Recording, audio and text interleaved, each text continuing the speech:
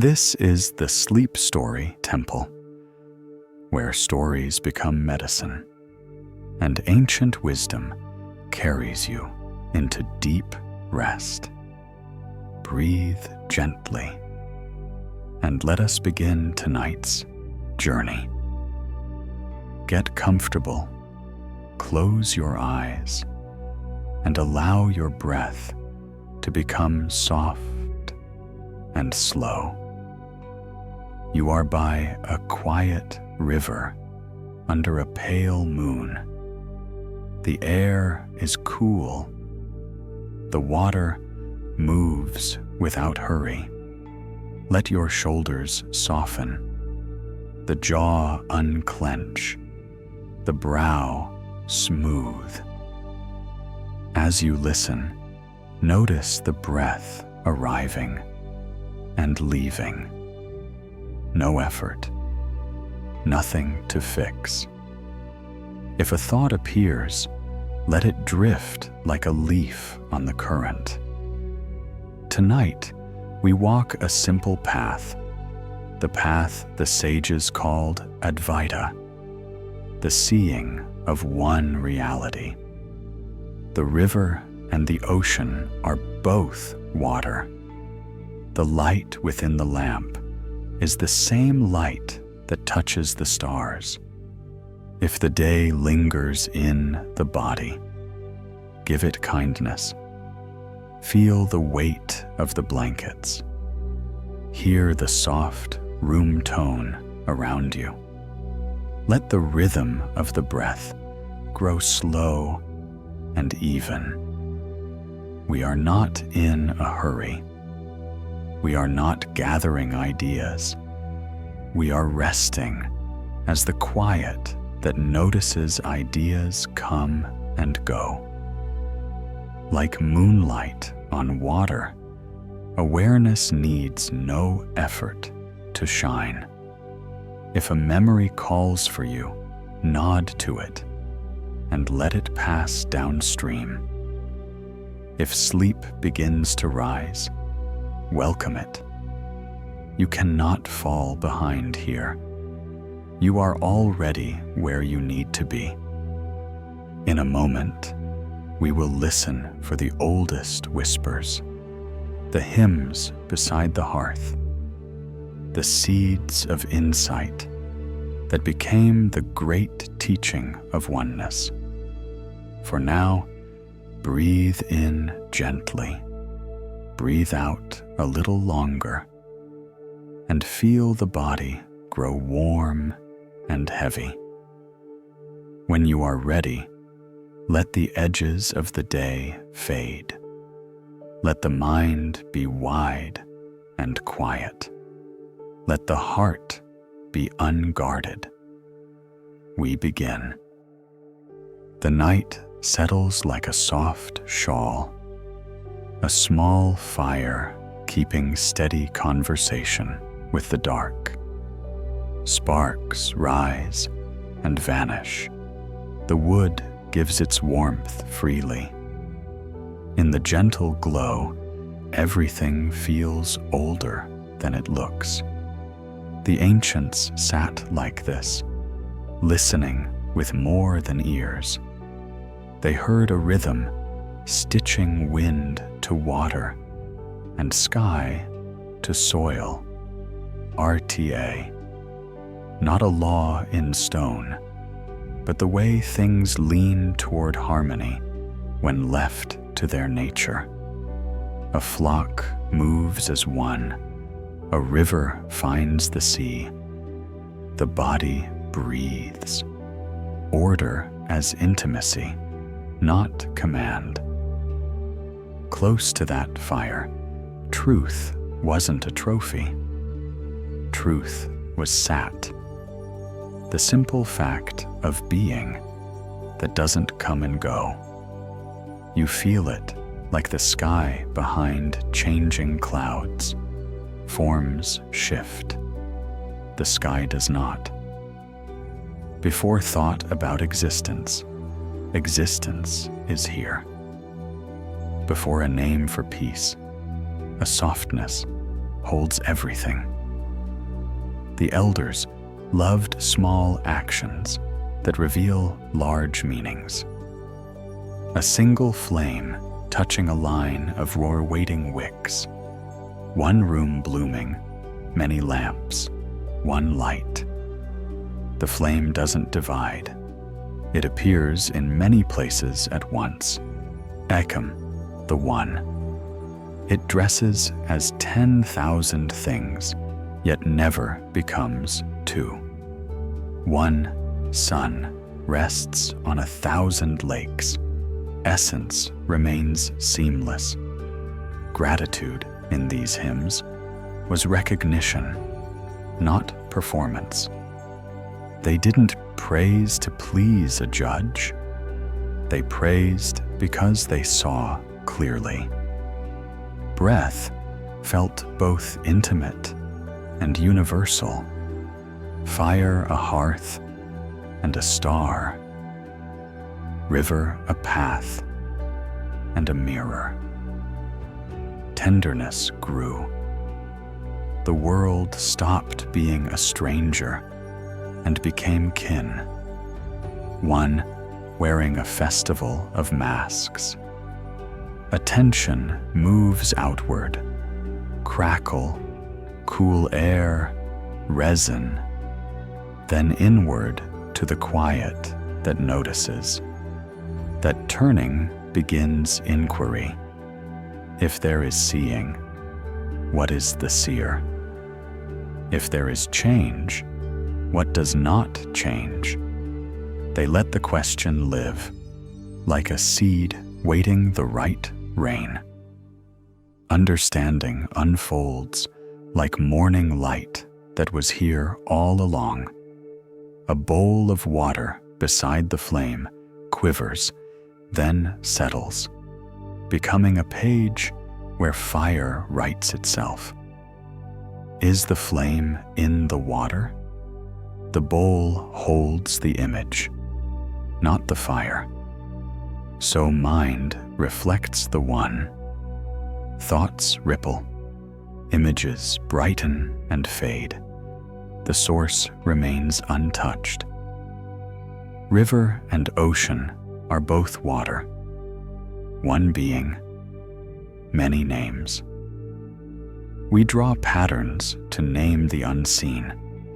Stories can soothe or tighten fear. Beneath them is a stable openness, heart, the open being. The word doesn't change the warmth. Sometimes they taught with taste. Salt in a cup is obvious. In a lake, it vanishes, yet persists. The unseen isn't unreal. It carries the scene.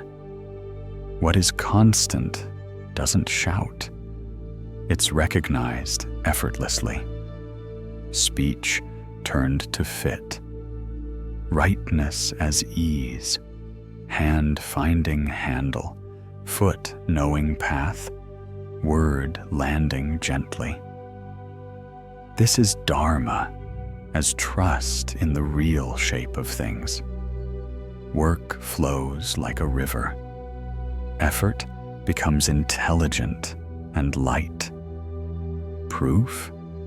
Flame by being flame, water by being wet, being by being present. A reed bends, no argument needed. When truth touches awareness, the body softens, the face releases, language quiets. Proof is in the bend, not debate. A village story. The potter turns clay. A form appears. The pot isn't the hand, yet the hand is in the pot as shape and care. The world isn't the self, yet the self touches the world as knowing and life. The pot, useful because it's empty, teaches room. Usefulness from space, not filled with opinions. hymns praised light, and the open that lets light travel, silence that lets sound come and go. Peace isn't a surface. It's the nature of the open that holds things. Storms rage and end. The sky remains uninjured. Seeing this eases the war with life. A teacher raised a mirror. Dust gathers. The mirror is still a mirror. Wiping reveals what was always there. The heart needs no repair to be a heart. Kindness and clarity don't add a new nature. They show the unnoticed. You are the clarity, not the dust. The old way was patient. These whispers invite a closer look, trusting seeing to follow honesty. Sit with a tree, duration. With a river, trust. With breath, gentleness. Lessons arrive as a change in how the body leans. Oneness didn't erase difference. Waves rise and fall without leaving the ocean. Each has a profile and a time. Each is water. Names still guide hands. Tools keep their shapes. What fades is the belief that difference implies separation. Fear relaxes. The ocean doesn't argue with the wave. The wave doesn't compete with the ocean. They knew the mind loves to chase. They let it chase and tire. In resting, a bright, simple space appears where everything is allowed. Thoughts and feelings come and go without becoming stories. Respect for what is here. They returned to traveling images. One spark lighting 1,000 wicks.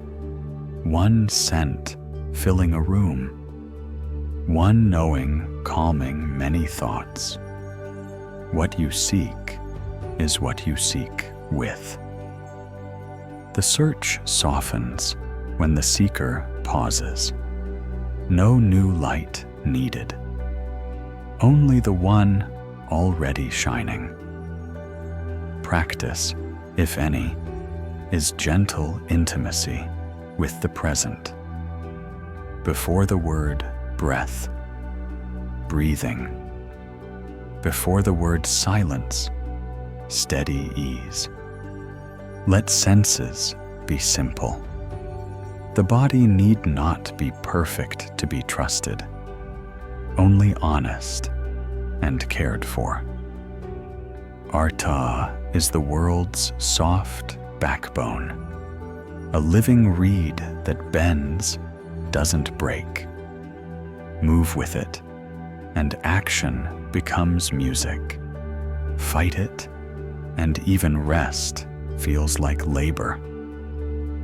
The hymns encouraged remembering, the pace of fields ripening, dusk gathering without a clock, insight ripening when rushed less, listened to more. A farmer rises before dawn, ground unseen, yet confident the sun will come, familiarity with how things are. So the Vedic mind trusted an underlying order that doesn't vanish when events grow noisy. Change is restless. The ground is steady. The open sky receives every weather and remains itself. An old question warms the room. What is the mirror without dust? Answer not in words, but in the ease that appears when you stop arguing with what you are. The heart needs room, made by gentleness and attention. Let beginnings be unhurried. They offer a hand, pointing like a friend to the horizon before sunrise. The pointing doesn't cause the light. It prepares the eyes. You are already that horizon. The light, allowing seeing. Glimpsed simply, defensiveness loosens. Edges soften. So the first seed is RTA, harmony, threading all things. The second is Sat, being beneath change.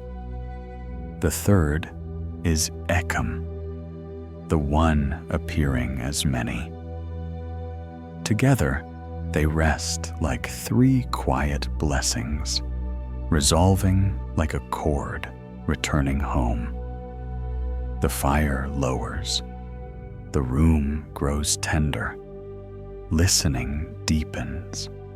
From hymn to inquiry, gratitude to insight, the path turns to the heart of the matter. Elders leave the hearth and sit beneath a tree where questions become doorways.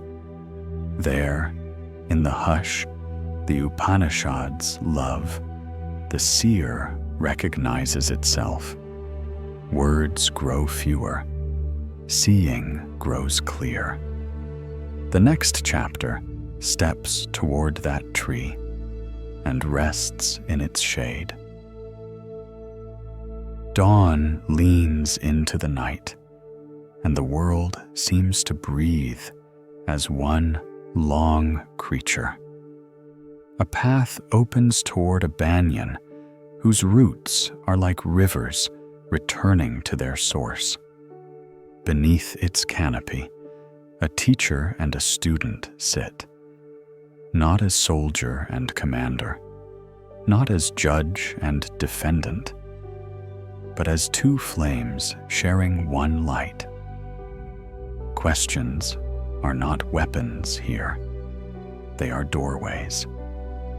The teacher's voice is gentle enough to be mistaken for wind in leaves. What is real? The student asks. The teacher does not hurry.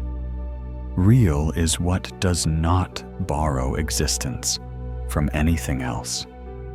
Real is that which remains when change has run through all its shapes. The student listens and feels the mind reach for an object to hold, a thing to name. The teacher sees this and smiles. You cannot take hold of the hand that is taking hold.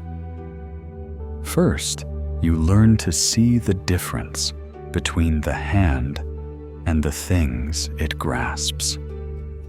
The Upanishads begin this work with a simple movement of attention. Whatever you can observe is not the observer. Whatever you can put in front of awareness is not awareness itself. A sensation in the foot, a thought describing the day, a mood like weather moving across distance. All of these can be noticed. The noticing stands a step back. The sages called this the seer and the seen. It is not a theory. It is a quiet skill of recognition. As the student learns to rest as the seer, the seen loses its power to command him. It can still speak. It cannot define. Not this, not that. The phrase appears like a bell at the beginning of a path. Neti neti, is not a rejection of life. It is a careful cleaning of labels that stick where they do not belong. Are you the body? You can notice the body. Neti. Are you the stream of thoughts? You can notice the stream of thoughts. Neti. Are you a mood that claims everything for an hour? You can notice the mood. Neti. Each knot is a soft release. It does not push the world away. It removes confusion about identity. What remains when the knots have done their work does not need a label. It is the light by which labels are read. The teacher picks up a seed from the dust near his knee. "Break it open," he says. "What do you find?"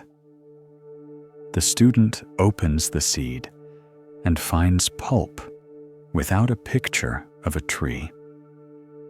Yet the tree is hidden there as a pattern that has not yet unfolded. The teacher nods toward the banyan above them. From what cannot be pictured comes the visible. From what has no edge comes every edge. The source is not smaller than its results. It is not larger either. It is not in a comparison. It is the ground of comparison itself. Another day, they bring a bowl of water to the sea. They dissolve a handful of salt and cover the bowl with cloth. In the morning, the water is clear. "Taste from the edge," the teacher says. It is salty. Taste from the middle. It is salty. Taste from the far edge. It is salty. You do not see the salt, but it is present everywhere. So it is with the self. You cannot grasp it as an object. You find it in every taste of being. Wherever there is experience, there is the light that makes experience possible. It does not arrive from outside. It is the intimacy of presence itself. In another dialogue, the teacher names 5 layers the student often mistakes for self. The layer of food and flesh, the layer of breath and vitality, the layer of thought and memory, the layer of insight that arranges meanings, the layer of blissful quiet that appears in deep rest.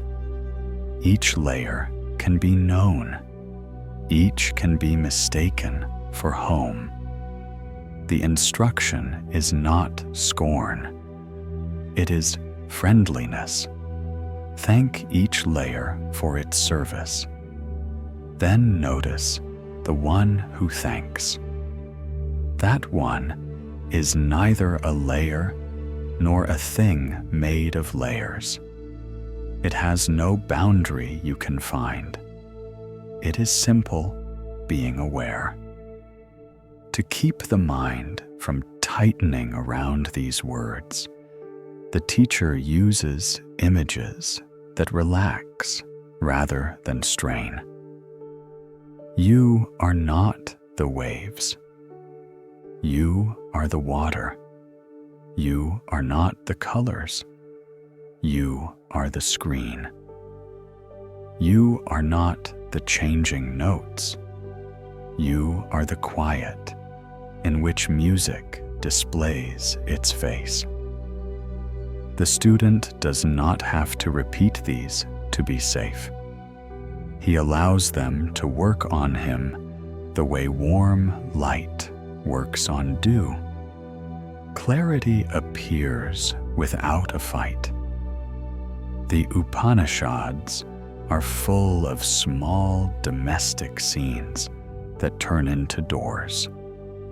A daughter pours milk into milk. The teacher asks, "Where did the first portion go?" Two things met and were never truly two. A man hears a drum behind a hill and cannot see the drum. He knows the drummer by the rhythm. So, with the self, it is known by the rhythm of knowing, by the simple fact that anything at all can be present.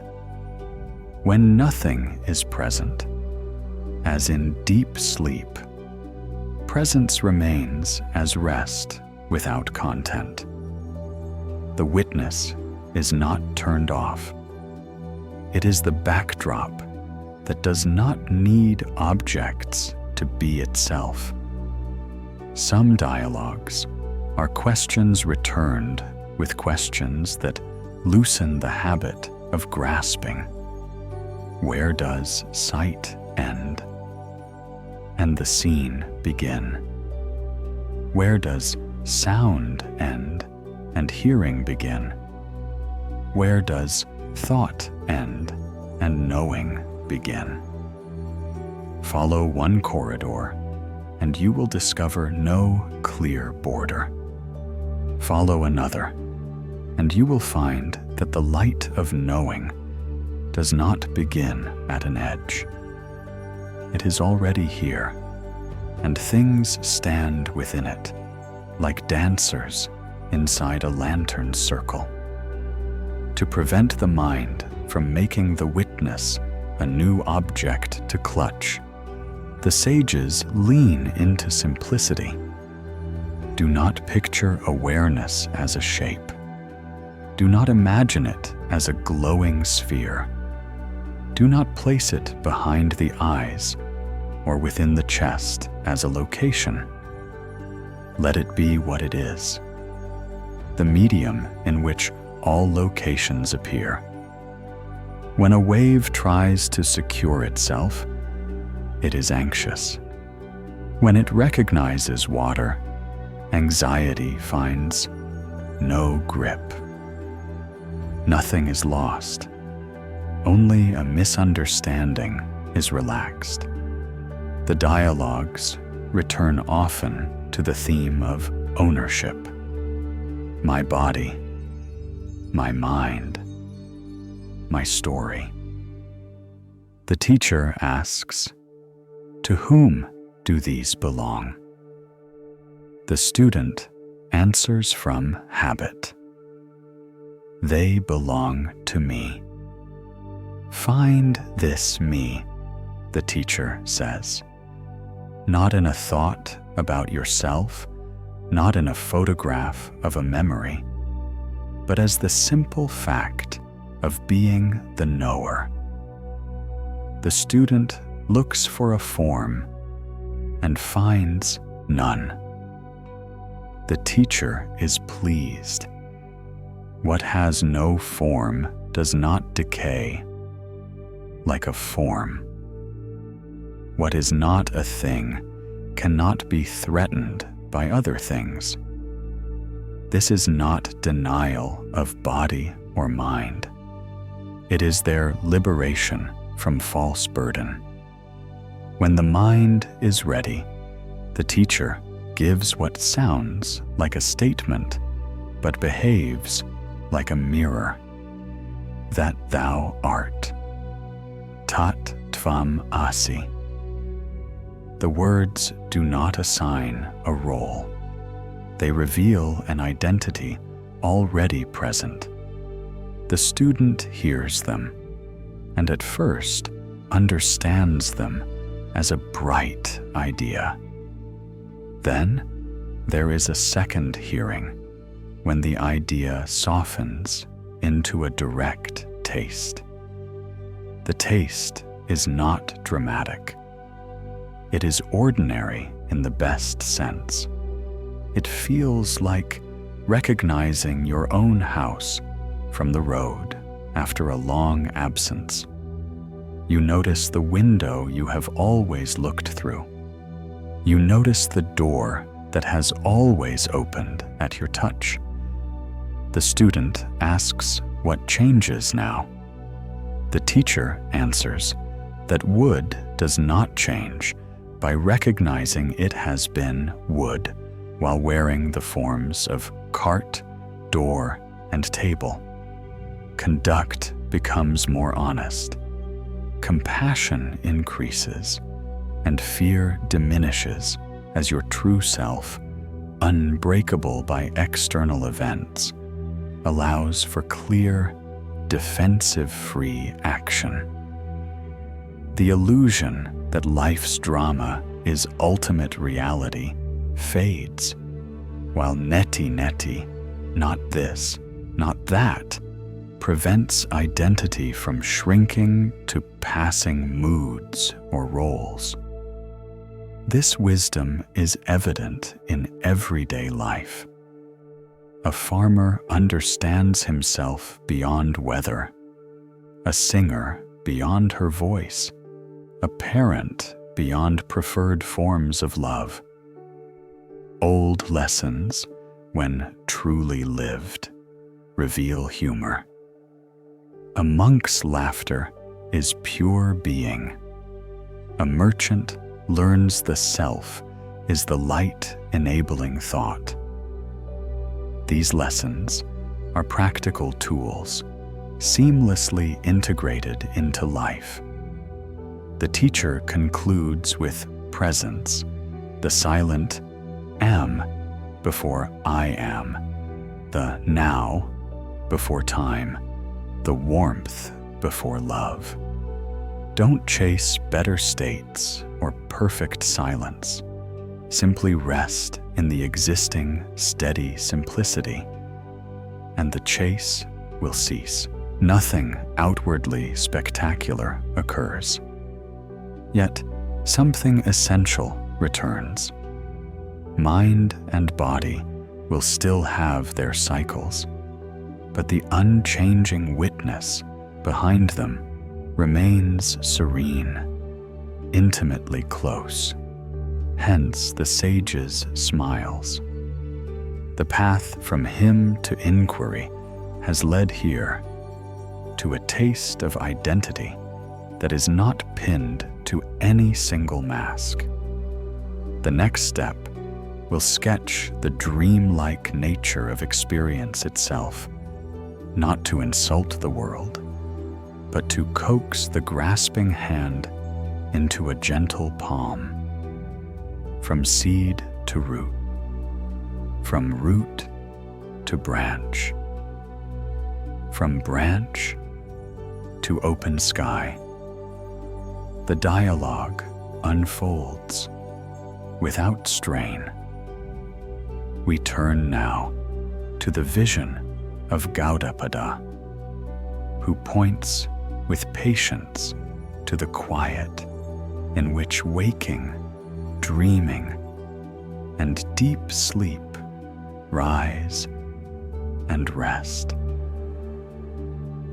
Morning thins the stars, and the river carries a pale band of light. What seemed hidden returns without announcement.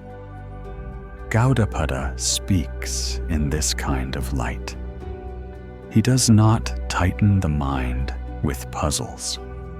He loosens the grip that makes puzzles feel necessary.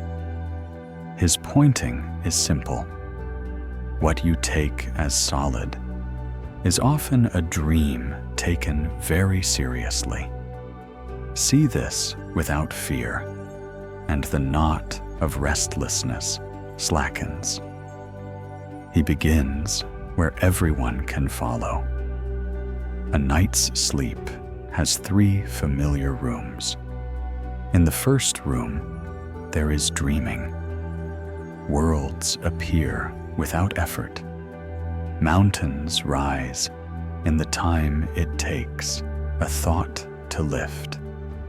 A friend speaks in a voice that is accurate and impossible. In the next room, there is deep sleep. No pictures, no story. A blankness that leaves a soft aftertaste of rest. Then there is waking. Streets, calendars, messages waiting. We call this the real room because many see it at once. The teacher asks, real compared to what? Compared to dream, it is sturdy. Compared to the clarity that knows all states, it is just another passing scene. This comparison is not meant to insult the day. It is meant to lower the pressure we place on the day to be perfect. When the day is treated as ultimate, every ripple becomes a threat. When the day is recognized as a moving picture on a reliable screen, life is still vivid, but it is no longer a courtroom. You can love what you love without forcing it to never change. You can work with what comes without treating it as an enemy or a god. Gaudapada uses images that melt anxiety rather than inflame it. A child spins a firebrand in a circle.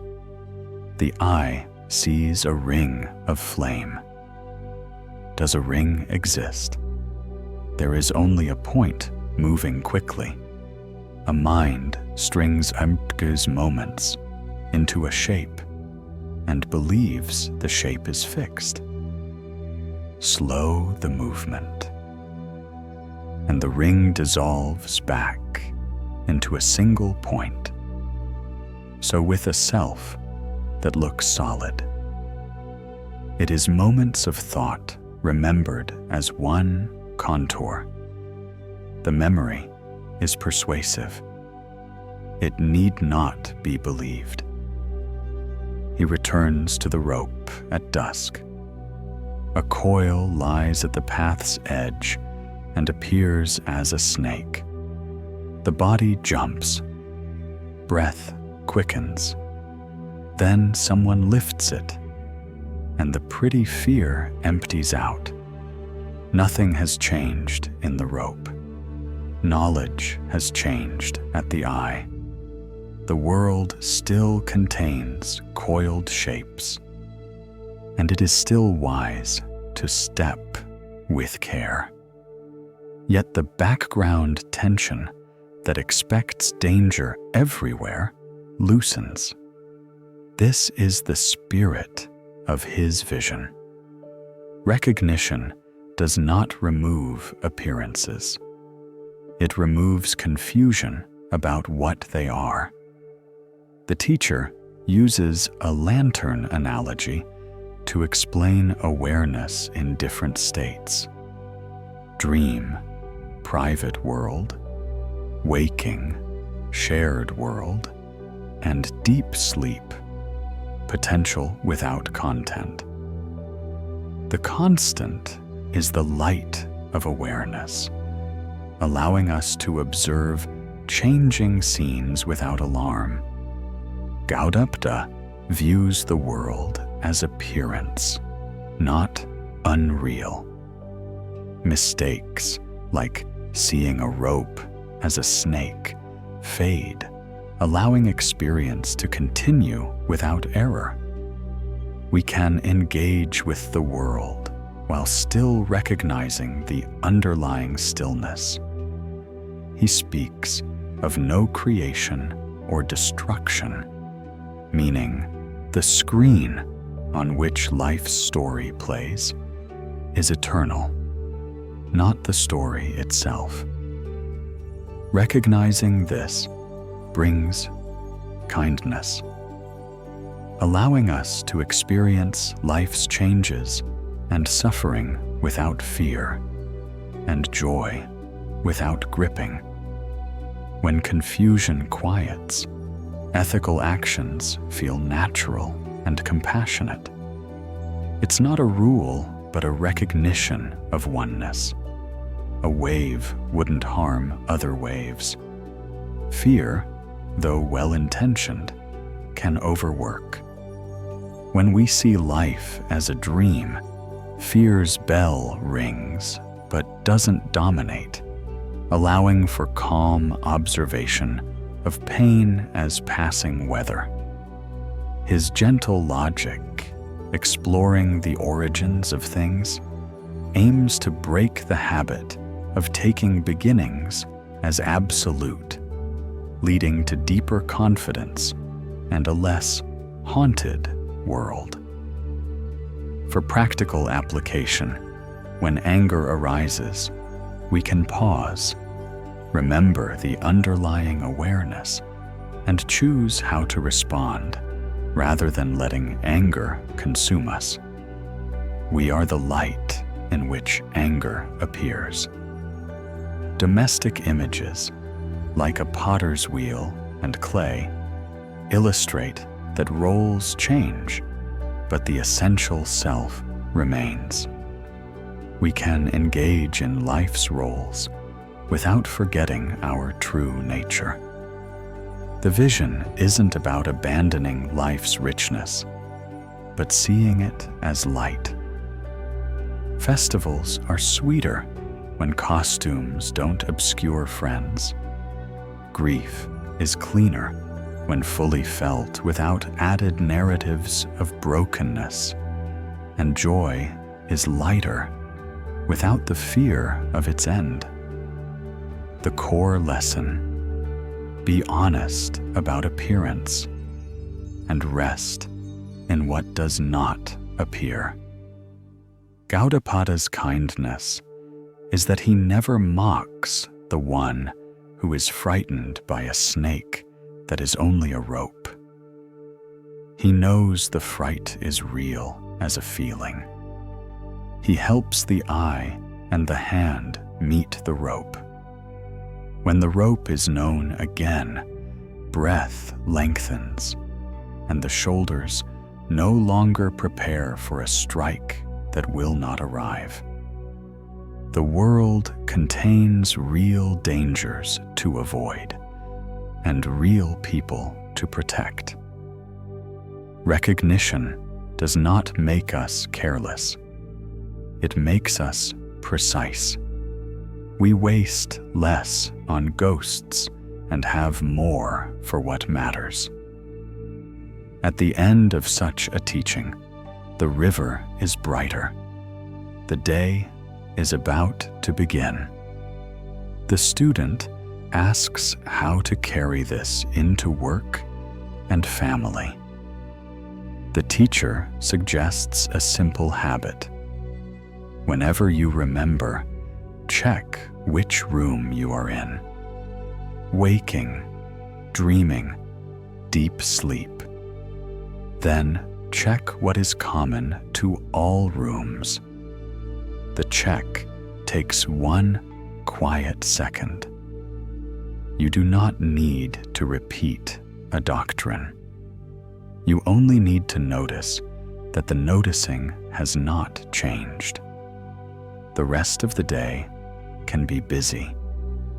The one who knows the day does not become busy.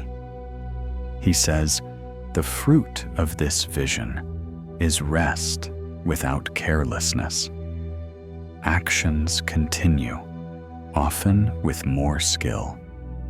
Speech becomes truer, often with fewer words. Love becomes gentler, often with less fear inside it. The play of appearance goes on. The self is never absent. Knowing this, you sleep more deeply and wake more kindly.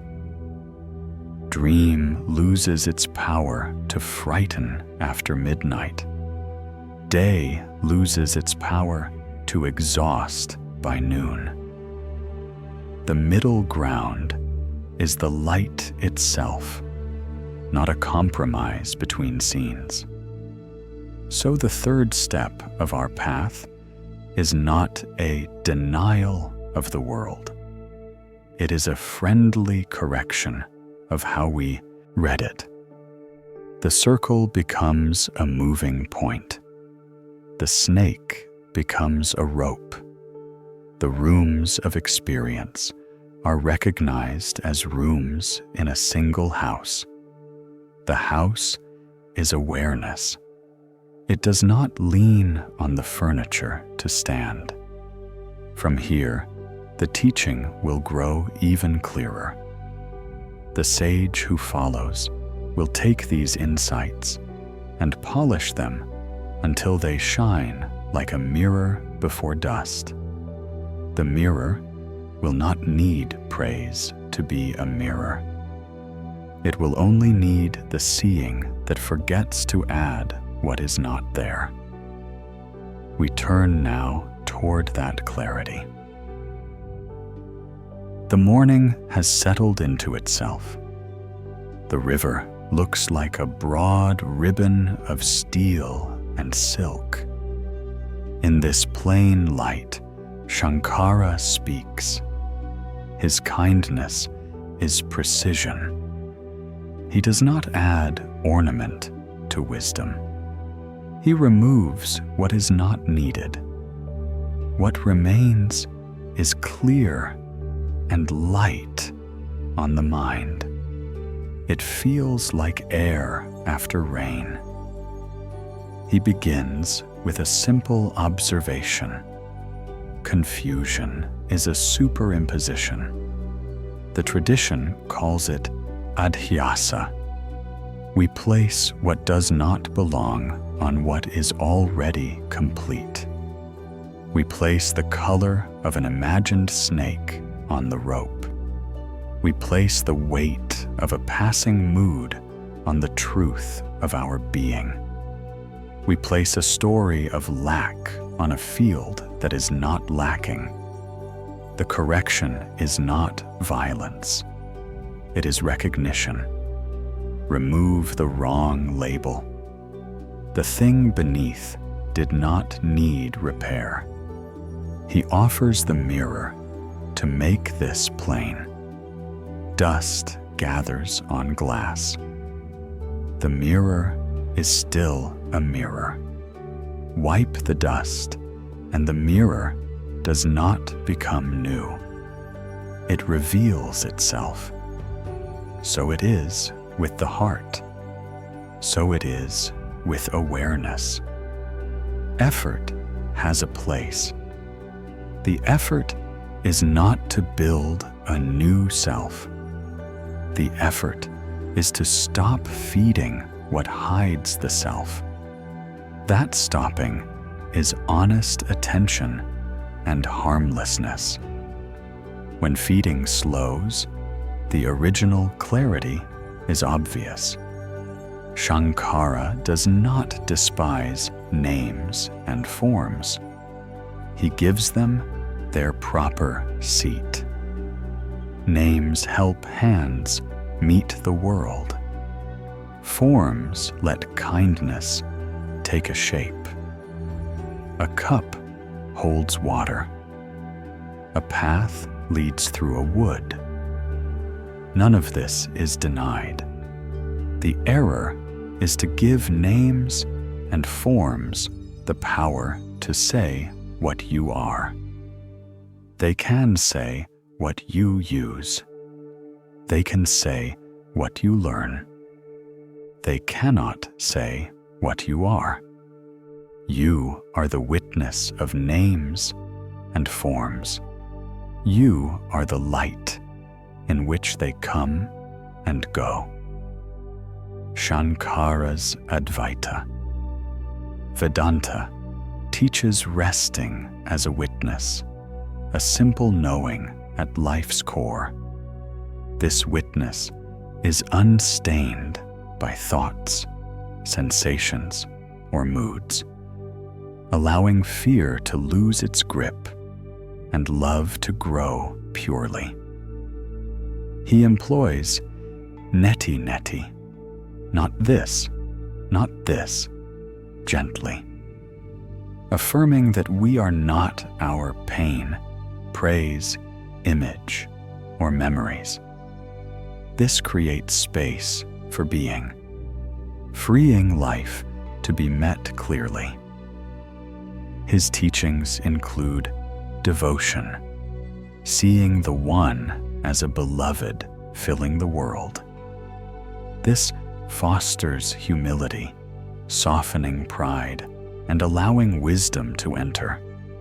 He emphasizes repeating clean images, tools to use when confusion arises, like a lamp to reveal what isn't there, leading to calm.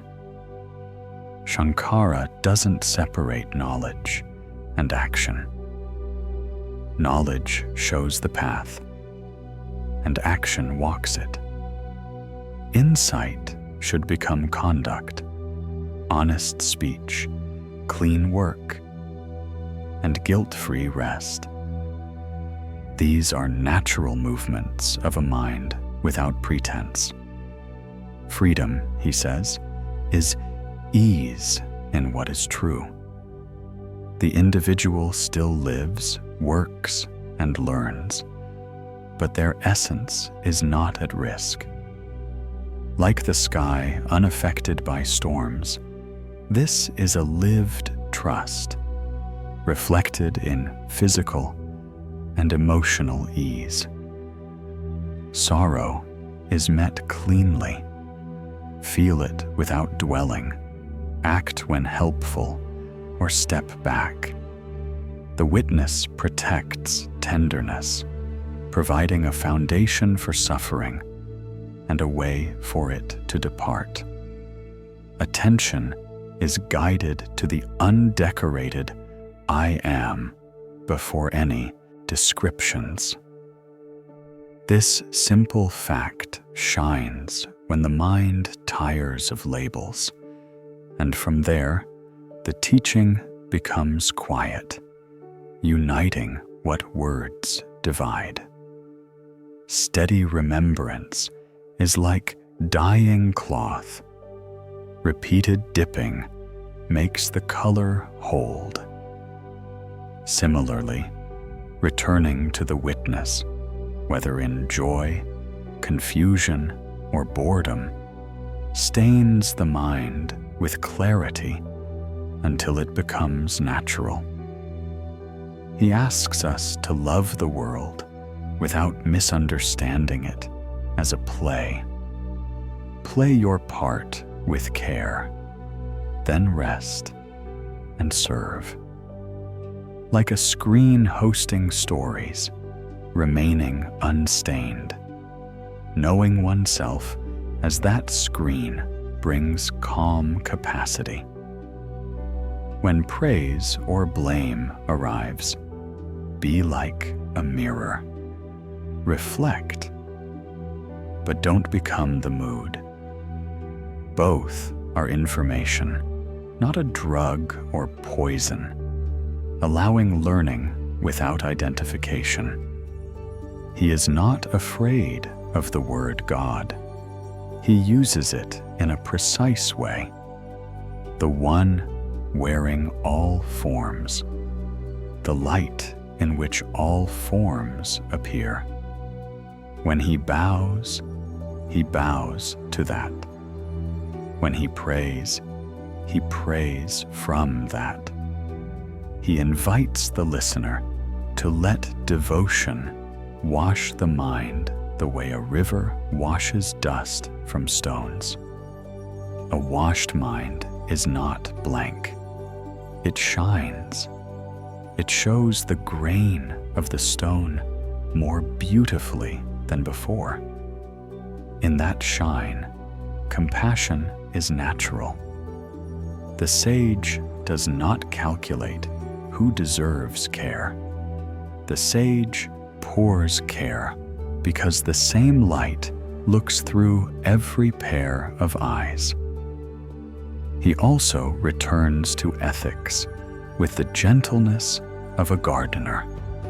Truthful speech, harmless hands, a steady appetite, generosity that does not seek applause, attention that returns when it wanders. These are not decorations on a wise life. They are the roots that keep wisdom from toppling in wind. When the roots are tended, clarity does not collapse when the day is loud. One of his quietest gifts is permission to be simple. The mind loves a show of cleverness. The heart loves a show of sincerity. Shankara chooses sincerity. Say what you mean. Do what you can. Keep faith with what you know is true. Leave the rest to time. A simple life is not a small life. It is a clean vessel. It holds the water without taste of metal or smoke. He draws again the arc from ignorance to recognition. At first, the self is treated as a distant object to be reached. Then it is glimpsed as a presence that was never absent. At last, the chase is recognized as a game played by the mind inside the self. The running slows. The runner smiles. The ground is home. The horizon was a trick of light. The traveler rests without needing to stop moving. Before he ends, he touches the theme of joy. Joy without opposite does not shout. It is not the peak of a graph. It is the baseline hum that supports peaks and valleys. When identity loosens from names and roles, this baseline is felt more often. It does not wipe away sorrow. It gives sorrow a bed that does not hurt the back. It does not erase delight. It gives delight a grace that does not fear its own ending. Now the river has lost the last folds of mist. The banks are clear. The path is plain. Clarity has this effect. It does not always change the outer scene. It changes how the scene is read. Dust is dust. Mirror is mirror. You are the clarity, not the dust. With this recognition, the hand opens. The breath is natural. The eye is kind. From here, the teaching turns to the texture of appearance itself. The sages call it Maya, the play of seeming. Shankara has prepared the mind to approach it without panic. We do not need to declare war on the world. We only need to see how misreading arises and how it can be released. The next step is gentle and precise. We will look at the play and at the player. We will see how delight grows when clinging loosens. The current knows its way to the sea. We walk beside it and listen. Midday light rests on the water like a sheet of silk. shapes are clear. Yet something in the scene invites a second look. This is the territory called Maya. The word does not sneer at the world or call it worthless.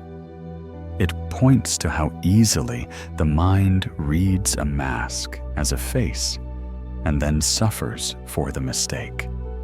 When the mask is recognized as a mask, the face beneath is not harmed. Recognition is relief, not rejection. Begin with a simple theater.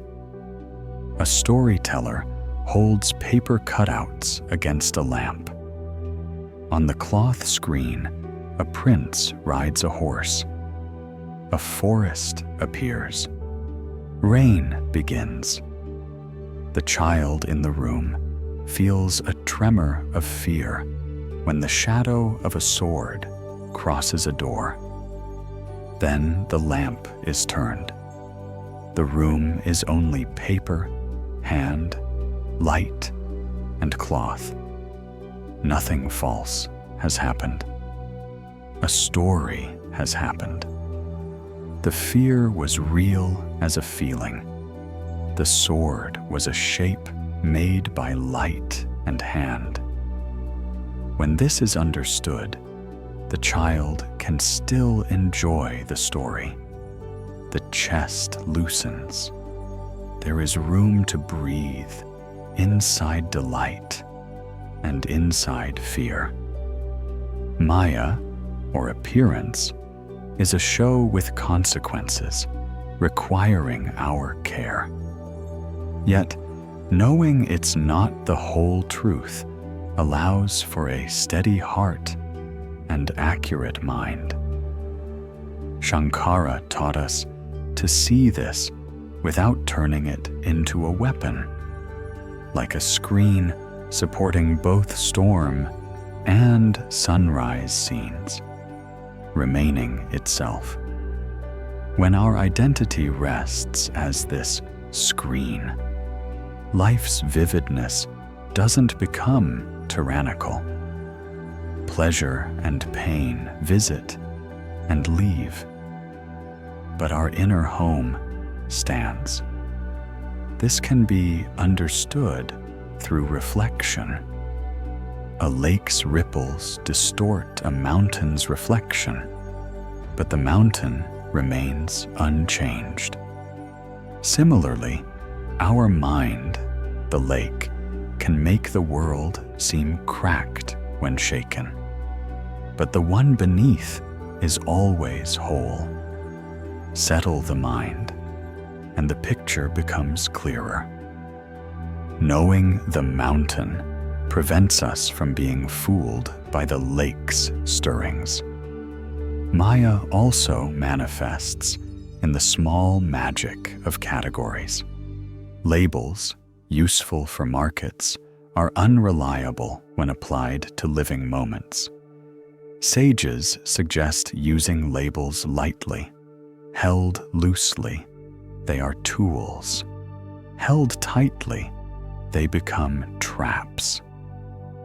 Misreading in daily life often appears as physical contraction, tight jaw, short breath. This is the beginning of release. Maya loses power when noticed. It thrives on our rapid agreement, which can be slowed. The tradition speaks of superimposition, placing snake on rope, enemy on neighbor, doom on silence, or self on a mental mask. Removal isn't forced, but asks for accuracy. What am I placing here? What do I actually see? What else could this be? These gentle questions lower heat, invite new data, and soften the picture. Maya is also charm. the world celebrating its inventiveness. The error is believing the festival is the source of worth. Worth belongs to being, and the festival borrows its light. Enjoy the color, but remember the source, and joy remains, even when the drums quiet. A tender teaching on shadow explains that many identity pains are like a hand creating a bird on a wall. It's in the relation, not the hand or wall. Change the angle of belief and attention, and the shape vanishes. An honest conversation can make a fear evaporate, changing the relation while the lamp and wall remain. Sages also speak of Lila, the play. If being delights in form, the world is art. The invitation is to play with sincerity, not clutching. A musician knows a note fades, but that gives it sweetness. Love with clear seeing is sweeter. You meet what is living and allow it its life. When harm appears, Maya doesn't ask you to pretend. If a fire starts, you act. The difference is that fear doesn't invent extra fires. Precision returns, courage is possible, and responsibility becomes cleaner. The hand that knows it's not the flame carries water steadily. The mind that knows it's not the smoke thinks clearly in polluted air. A common tangle is dismissing grief due to Maya. The tradition refuses this shortcut. Grief deserves a place. It comes when loved forms change or leave. Hold it. The clarity beneath gives grief a floor so it doesn't fall forever, and a door so it leaves when its work is done. Compassion grows with understanding. You don't armor the heart to prevent breaking, because the ground beneath it never broke. Maya can also be the fog of self-concern, hiding other lives. When it thins, neighbors' needs become visible. Care becomes natural. Alms are a correction of the misreading that my story is the only story.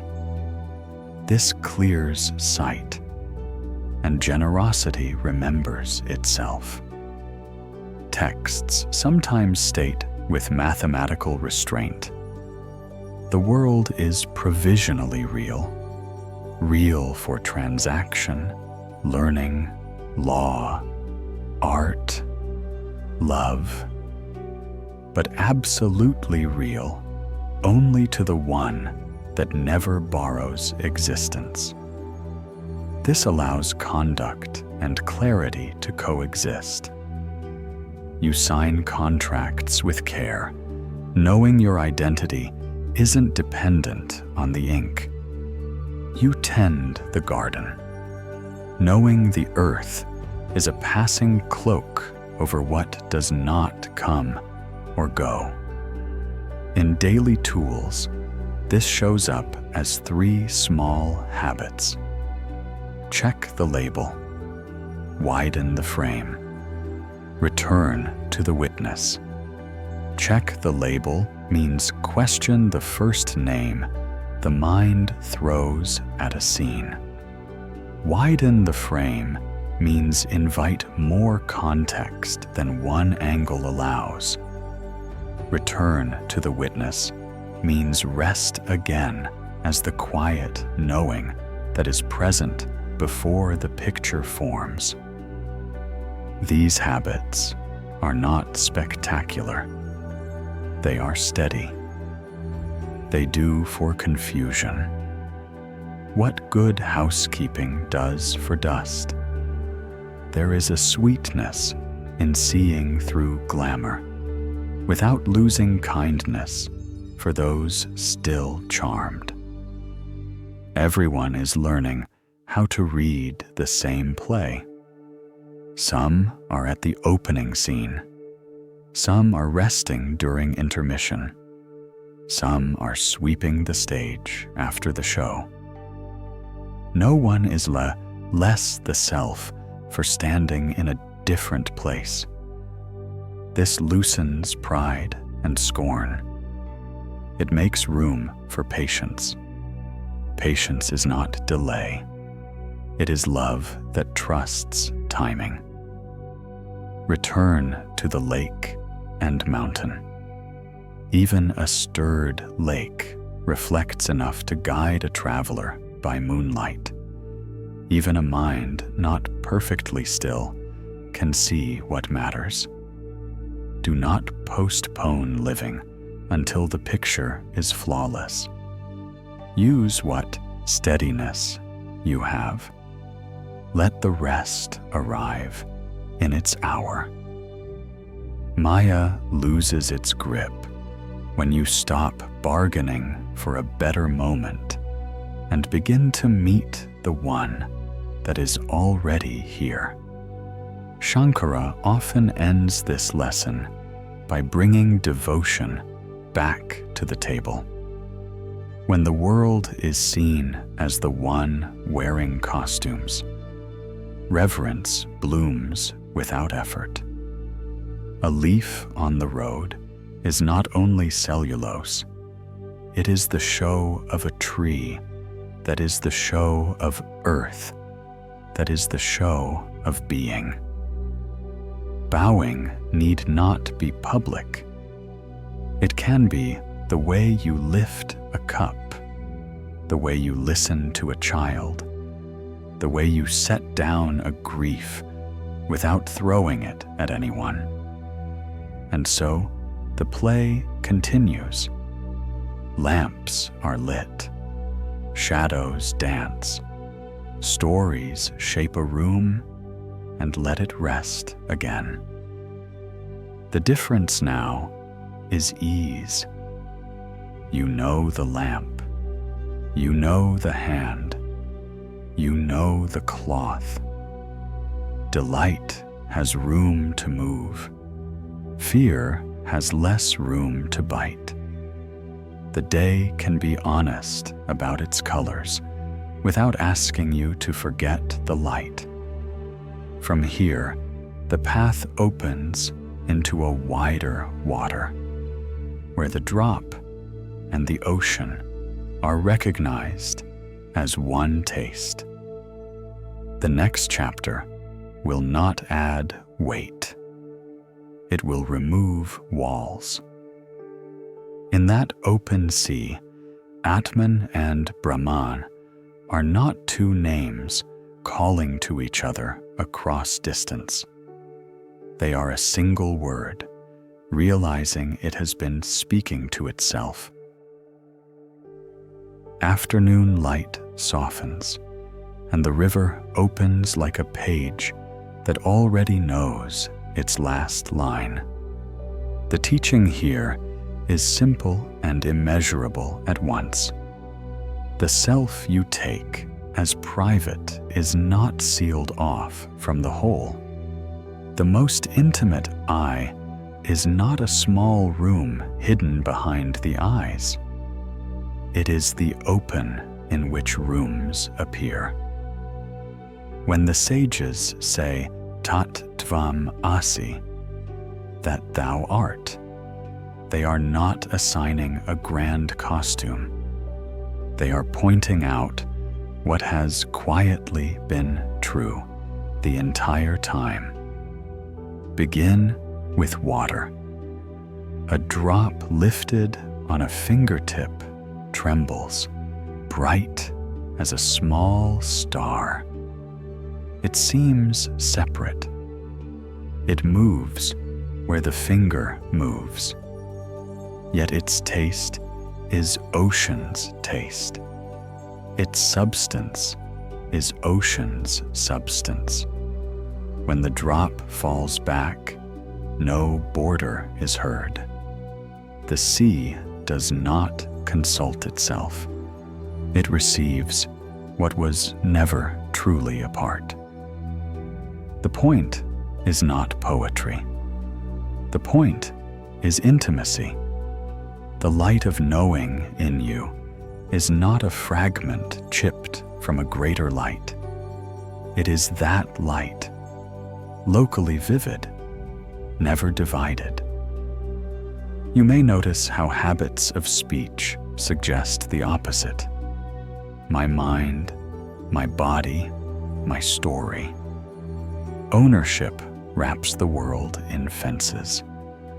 The sages do not scold the grammar. They dissolve the misunderstanding behind it. What you call mine is how being appears through a particular pattern, just as moonlight appears differently on a still lake than on a river with wind. The light is not altered by these variations. It reveals them. Sometimes the idea of union feels abstract until the ordinary is honored. Consider a room at dusk, a table, a cup, a quiet chair. Each has a name and a use, yet all of them are quietly made of the same unnameable presence that allows hardness, color, weight, and belonging to be. The cup is not less a cup for being the self in form. It is more itself because nothing extra is being added to claim it. In the same way, you are not emptied of your human life by recognizing the One. Your human life is gentled by the knowledge that it rests in what cannot be broken. There is a deep relief here. If the core of identity is being itself, fear loses the authority to define. Danger still calls for skill. Loss still arrives and aches. But the ache does not convert into the verdict that you are a small thing stranded in a giant world. The world is in you, as appearance is in awareness. The world is you as the ocean is the drop. This is why tenderness grows when separation thins. The neighbor is not an other to be managed from a fortress. The neighbor is a face in which the One looks back. The teaching does not ask you to manufacture a special state. It asks you to recognize the obvious when the mind is not decorating it. Before any biography, there is the fact of I am. Before the thought, I am this or I am that, the simple sense of being shines without effort. If you rest for a moment with that unadorned fact, it does not shrink you. It opens you past the edges the mind drew by habit. The unadorned I am is not a sentence in the head. It is the quiet brightness in which sentences take shape. Some worry that such recognition will make them passive. The opposite is usually true. When the foundation is steady, action loses panic. and becomes precise. A hand that does not tremble can stitch a wound. A voice that is not defending a brittle self can speak truth without heat. Work done from the ocean has the ocean's patience. It arrives when needed and leaves when done, not because it is indifferent, but because it trusts the ground from which it rose. To keep the mind from turning the self into a new object to chase, the sages keep returning to ease. Do not picture awareness as a shining disk behind the forehead. Do not strain to hold it as if it could slip away. Let it be what it is, the openness that was present when you first noticed a bird as a child, that is present now as you read these words, that will be present when reading ends and quiet continues. Even deep sleep borrows its rest from this openness. Nothing you do adds to it. Nothing you fail to do subtracts. Union is not a drama. It is a correction of a simple mistake. You mistook the wave for other than water. You mistook the mirror's dust for the mirror's nature. You mistook the passing shape of a mood for the truth of what you are. When the mistake is seen, there is no fireworks display. There is the ordinary miracle of things being themselves without your anxious supervision. The shoulders lower. The breath finds its own length. The eyes become kind without trying to be kind. Ethics under this light are not commandments shouted from beyond a wall. They are the way the ocean behaves when it recognizes itself. Harm feels like self-harm because there is no elsewhere to place the wound. Help feels natural because the one helped is not fundamentally other. This does not mean becoming boundaryless in a way that invites confusion. It means boundaries are placed with clarity and gentleness, like levees that guide a river so that fields may drink. The texts sometimes say Brahman is existence, consciousness, and fullness. Existence means there is. Consciousness means it knows. Fullness means nothing is missing from its nature. Sit with each word as an ordinary taste. There is, before any commentary. It knows, because experience is luminous to itself.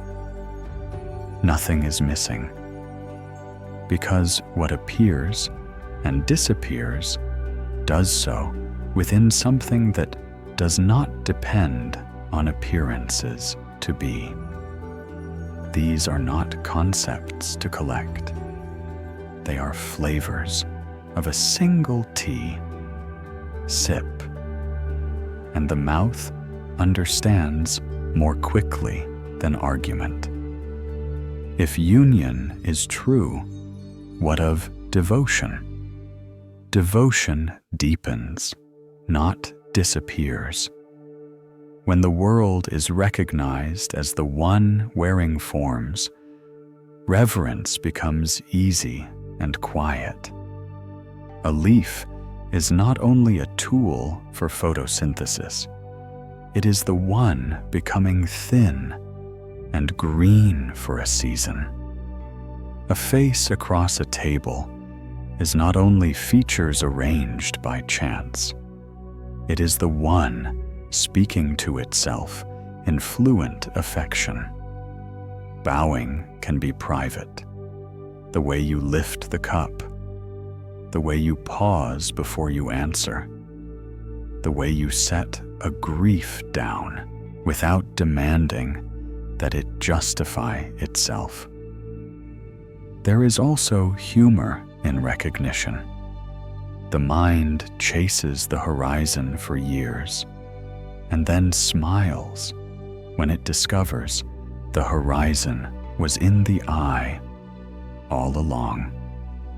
The chase was not wasted. It built patience, stamina, care, but it did not deliver the self to the self. Nothing can deliver what is already present. Nothing can separate it. In this light, even your mistakes become almost tender to remember. They were you learning how to stop adding what was not needed. How does this meet sorrow? Not with slogans, with companionship. When someone you love is taken by time, the ocean does not cancel your waves. It holds them so thoroughly that they can form and break without shattering the shore. You can cry cleanly and move cleanly. You can remember without being crushed by the myth that you were ever two separate beings cut off from the ground that sustains both. Love discovers a depth that does not depend on staying or leaving. Carry the insight into small rooms. Washing a cup becomes washing a small star. The water glints, and you see the same brightness that touches the river, the same brightness that touches your own awareness. Signing a document becomes ink crossing a field. The field is being. Speaking a careful word to a child becomes the one shaping air for the one to hear and grow by. Nothing needs to be inflated for this to be sacred. It already is. A day will come, perhaps this one, when you feel strangely ordinary and whole. You will not be trying to be spiritual. You will be looking at a doorway. You will step through and realize that no part of you was left behind to guard the old room. This is not apathy. It is trust. The ocean does not check itself for oceanness every hour. It moves, supports, dissolves, and returns without becoming less what it is. Before this chapter closes, let the sentence that changed so many hearts sit plainly: that thou art. Not as an achievement, not as a medal pinned to the chest, but as a mirror you forgot to look into. If resistance arises, let it have its say and pass. If agreement arises, let it bow and pass. The truth is not improved by reaction. It is revealed by simplicity. From here, nothing new needs to be built. The play of appearance will continue, and kindness will have more room in it. Work will continue, and resentment will have less fuel in it. Rest will become what it always was, the ocean remembering itself as sleep. The final blessing is not an addition. It is a soft gathering of what has already been given. The light fades toward evening. The river holds a long band of silver where the sky leans down to drink. In that hush, identity loosens its tight name and returns to a wider one. The drop is not lost. It is home. The ocean is not acquired. It is recognized. With that recognition, the path does not end. It simply stops pretending to be far. The river is almost dark now, a slow ribbon holding the last of the sky. What needed saying has been said. What needed hearing has been heard. Nothing is missing. Let the teachings loosen their grip and become simple warmth. Let the mind rest the way a book rests when it closes itself. Remember the seeds we carried from the hearth. Order that is intimacy, truth that does not waver, oneness that appears as many. Remember the questions beneath the banyan and the soft reply that did not arrive as a sentence, but as ease. Remember the dream seen as a dream, the rope recognized as rope, the ring of fire returned to a moving point. Remember the mirror that shines when dust is not fed. Remember the play that becomes kinder when clinging loosens. Remember the ocean tasting itself in every drop. You do not have to hold these in the hand. Let them settle like silt in clear water. The clarity is not something you keep alive. It keeps you.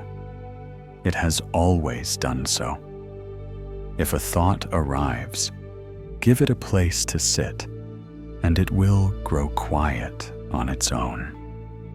If a feeling rises, let it be felt without names until it finishes its small work and leans back into silence.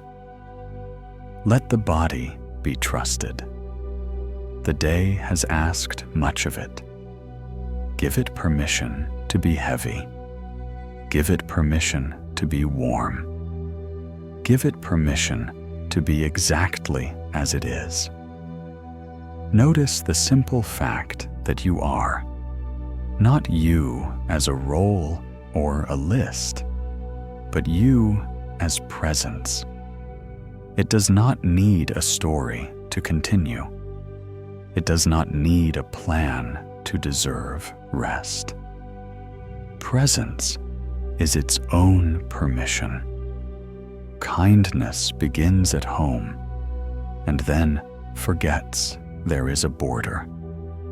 Offer a quiet blessing to the lives that touched yours today, whether in tenderness or in difficulty. Offer a quiet blessing to the life that woke and worked inside these hours, learning again how to be simple. Offer a quiet blessing to the many faces of the One, near and far, known and unknown. No words are required, though words are welcome if they come. The blessing is a posture before it is a phrase. If the mind asks what to remember tomorrow, let it remember ease. Let it remember accuracy. Let it remember to check the first label, to widen the frame, to rest as the witness when the old reflexes try to hire you back into smallness. Work will be there. Love will be there. Change will be there. So will the ground that does not argue with any of them. You are not late to yourself. You are not early either. You are exactly where the path arrives when it discovers there was no distance. If there is a gate, it opens inward. If there is a keeper, it smiles and finds your face familiar. What you sought with so much honest effort looks back from inside your own looking. Let the world keep its shapes. Cups will still hold water. Names will still guide hands. The difference is simple. The fear that shape means separation has thinned. The need to prove what was never in doubt has relaxed. What you are does not depend on a verdict. What you are is the space in which verdicts appear and pass. If a memory taps on the window, nod to it the way a lighthouse nods to waves. If sleep gathers in gentle layers, let it gather. No keeping is needed. No guarding is needed. The light that knows waking will know sleep without effort. The same quiet that held you in the middle of the day will hold you now and will hold you when morning changes the color of the room. Before the night takes the last task from your hands, let one simple truth sit where a vow might sit. Peace is not found. It is uncovered. The uncovering happens in small, honest ways. A softer word, a slower answer, a clearer boundary placed with care, a moment of gratitude offered to no one in particular because it belongs to everything. For the heart, a blessing. May the clarity that does not come and come be felt as home. May kindness choose your words before you do. May courage rise without heat when it is needed. May rest be deep and unguarded. May you remember in the first light that what you are was never at risk. There is nothing else to add. The river keeps its quiet work. The sky remembers its wide responsibility. The lamp by the window grows small and then smaller. The one wears every shade of night and does not change. You are not outside that. You are not trying to enter that. You are that already.